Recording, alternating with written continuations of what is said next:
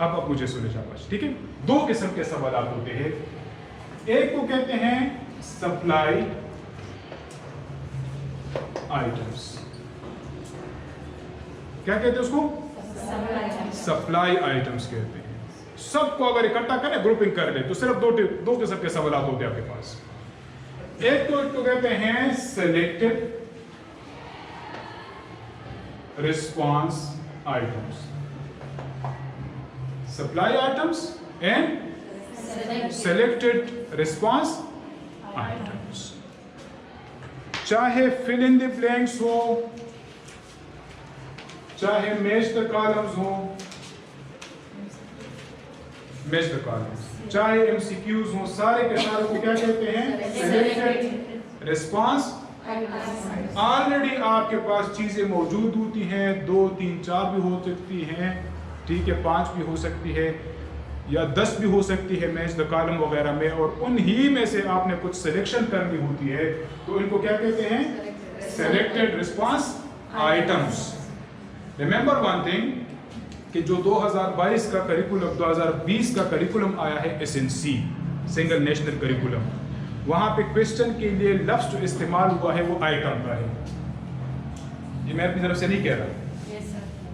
2020 का जो SNC single national curriculum आया है, तो वहां पर क्वेश्चन का लफ्ज नहीं है, बल्कि क्या लफ्ज है? आइटम।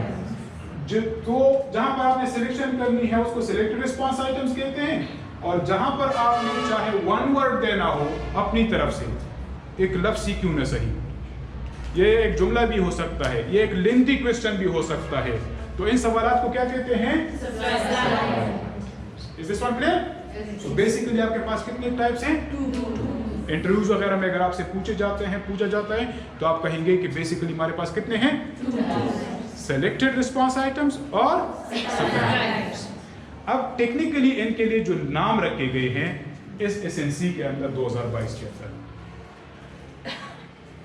जो सिलेक्टेड रिस्पांस आइटम्स हैं और कंस्ट्रक्टेड रिस्पांस आइटम्स, जिनको सप्लाई आइटम्स भी कहते हैं। रिमेंबर वन थिंग, थोड़ी सी आपकी तवज्जो प्लीज, चूंकि टेक्निकल चीजें आपके अटेंशन ज्यादा चाहिए, शायद ये अल्फाज आपने पहली दफा सुने भी नहीं हो। ये एक लफ्ज हम इस्तेमाल करते हैं, RRQ पहले इस्तेमाल करते थे, ERQ और CRQ, कंस्ट्रक्टेड रिस्पांस क्वेश्चंस। अगर आप 2006 का करिकुलम देखें तो उसके अंदर, ये मैं आपको दिखा भी देता हूँ ओरिजिनल डॉक्यूमेंट, 2006 के करिकुलम में CRQ का लफ्ज इस्तेमाल हुआ है, कंस्ट्रक्टेड रिस्पांस क्वेश्चंस। जबकि अपडेटेड जो 2020 वाला है, ये 2022 नहीं है बल्कि 2020 वाला है, सो वो क्या है? CRIs, constructed response items. फिर कंस्ट्रक्टेड रिस्पांस आइटम्स के फर्दर पे डिफरेंट टाइप्स हैं, RRIs और ERIs।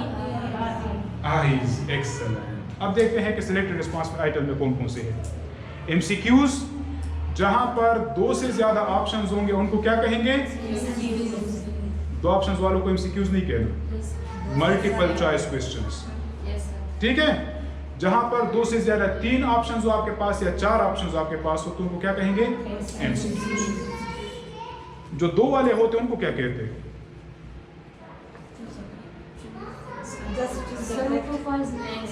उसको ट्रू फॉल्स के, अगर यस नो हो तो 2 से ज्यादा अगर ऑप्शंस हो तो उनको हम कहते हैं MCQs। अगर 2 हो तो उनको क्या कहते हैं?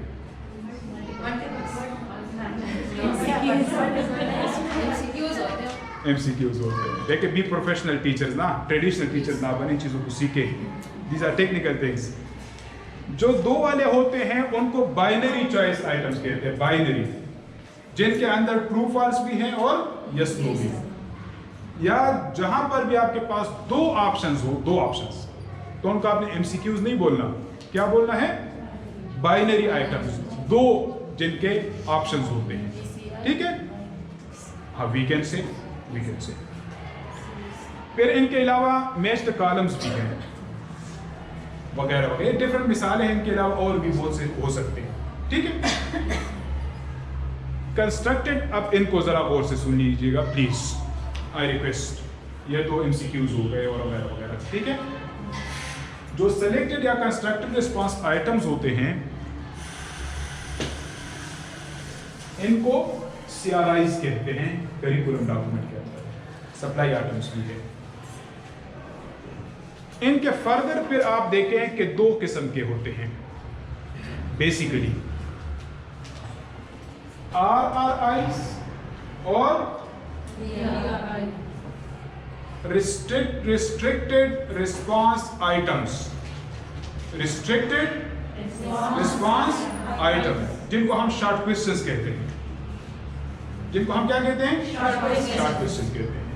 और ये एक्सटेंडेड रिस्पांस क्वेश्चन जिनको हम क्या कहते हैं, लॉन्ग क्वेश्चंस कहते हैं। लेकिन करिकुलम डॉक्यूमेंट के अंदर इनके लिए जो अल्फाज इस्तेमाल हुए हैं वो है RRIs और IS, बिल्कुल आइटम जिस तरह मैडम ने कहा। फिर जो रिस्ट्रिक्टेड रिस्पांस आइटम, अच्छा इस लॉन्ग क्वेश्चन और शॉर्ट क्वेश्चन की डिफिनीशन क्या है, किसी को पता है? कौन से वाले को लॉन्ग क्वेश्चन कहेंगे, कौन से वाले को शॉर्ट क्वेश्चन कहेंगे? ये कहाँ पे लिखा है कि 2 लाइन्स वाला?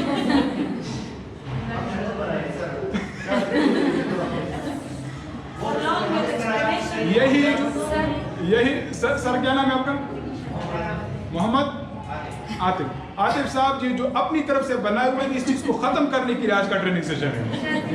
अपनी डिफिनीशन छोड़ दें, जो रिलेवेंट और ऑथेंटिक डॉक्यूमेंट कहता है ना, हमें उनको फॉलो करना, ठीक है? अच्छा सर, शॉर्ट क्वेश्चन जो होंगे वो डिफिनीशन वगैरह होंगे,